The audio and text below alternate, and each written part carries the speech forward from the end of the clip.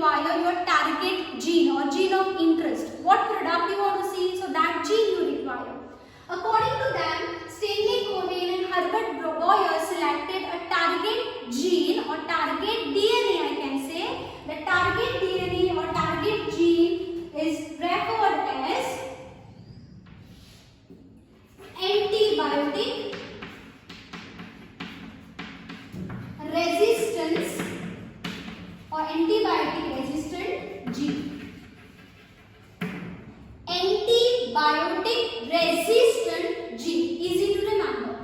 What are antibiotics? Antibiotics are the substances which can kill the bacteria. Okay, in this particular manner I am going to tell you.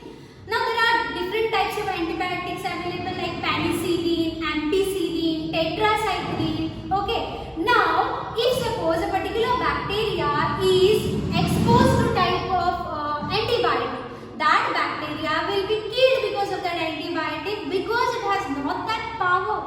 Okay, so they had selected that antibiotic resistant gene. Imagine I am giving you all two bacteria example over here. There is one bacteria, then there is one more bacteria. Okay, this bacteria is having its own genome and its plasmid. This is also having its own genome and a plasmid. Remember, okay, X and Y. X type of bacteria is not having the gene which is antibiotic resistant gene. So it is not having the gene. So it is normal plasmid. Whereas the Y bacteria is having a gene. Because of that, if you expose this bacteria to any of the antibiotic, this bacteria will survive because this gene is present in this Y bacteria. It will be not killed. And if I am exposing this bacteria to penicillin, this bacteria will die because it is not having that antibiotic resistance power, because that gene is not present. That was the logic wherein these two scientists have selected their gene, and the gene was antibiotic resistance gene.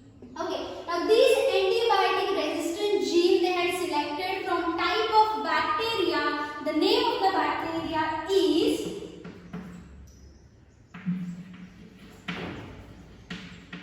Salmonella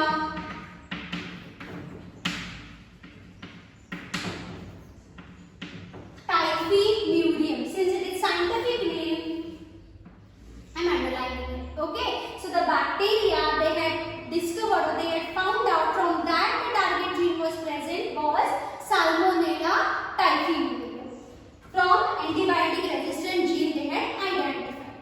Now X bacteria, Y bacteria and Salmonella typhimurium, they got the gene of interest, that is the antibiotic resistance gene. What they did, they removed this antibiotic resistant gene. So they have removed. So removal is done by molecular scissors, and I told you it is called as restriction enzymes.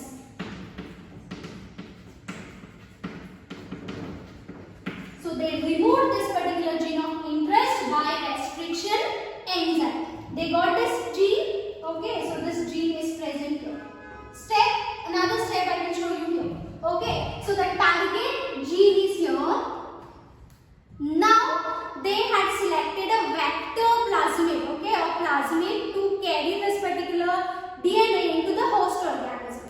So this is the gene of interest they have. Now they had selected a vector plasmid. Okay, now from this vector plasmid they need to remove particular sequence. Why? Because they need to incorporate this target DNA into this plasmid. So they again removed a portion of this. They removed the portion of this plasmid by using same restriction enzyme. Okay. Next, what they did, they had taken a same plasmid, removed plasmid, and now they have incorporated this target or gene of interest into the plasmid. Okay, so this has become now,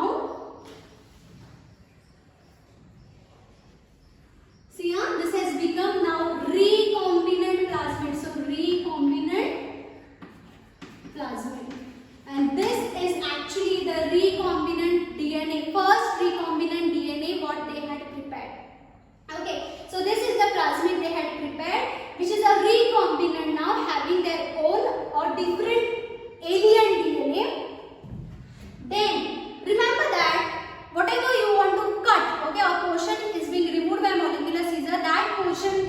join to this plasmid. For joining, it requires one more enzyme. Okay, so that target DNA or target gene what you have joined here, that joining process will require a type of enzyme, and that enzyme is referred as ligase.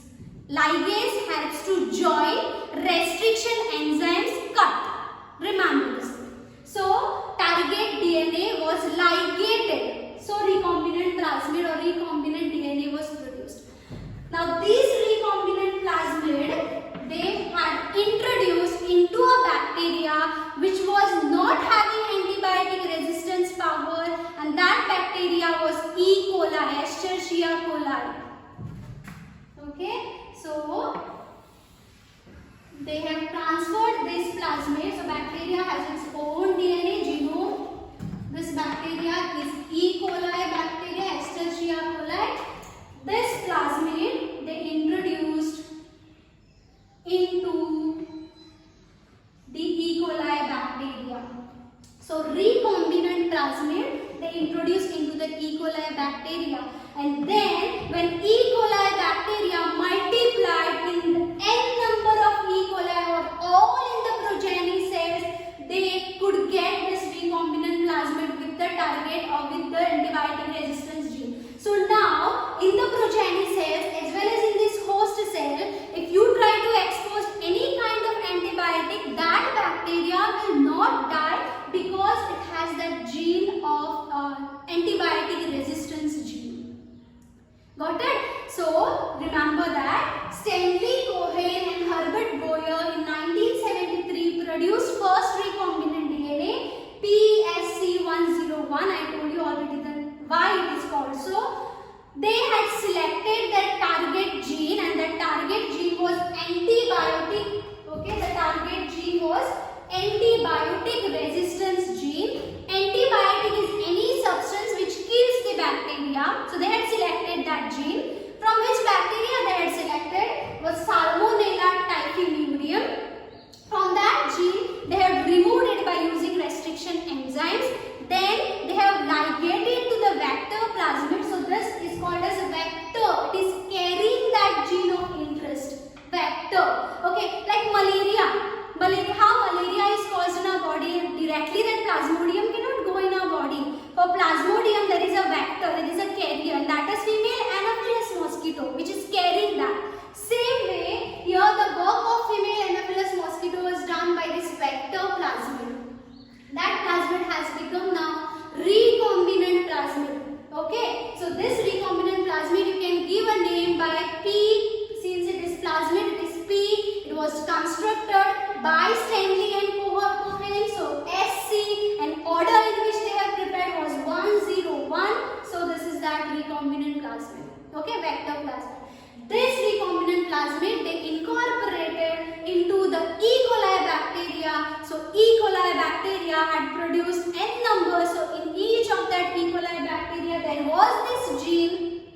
Okay, gene of interest, that is antibiotic resistant genes, and that's why this E. coli bacteria could not die, could not suffer. This is about the first recombinant DNA. Now students, for whatever it is, for any process, okay, you want to produce any recombinant DNA, the three steps are very important. Very first thing is identification of target gene or gene of interest. What gene you want to see? Okay, what phenotypic expression you want to see in the progeny cells. So that for that matter you require the target gene. Okay, so that target gene is selected. Second, that target gene need to incorporate it into the host cell to become that host cell recombinant. Okay, so that is the second step. And third is to multiply this gene, so that you will multiply this organism, so that you will get that gene of interest in all these organisms. Got it? So these are the three steps of recombinant.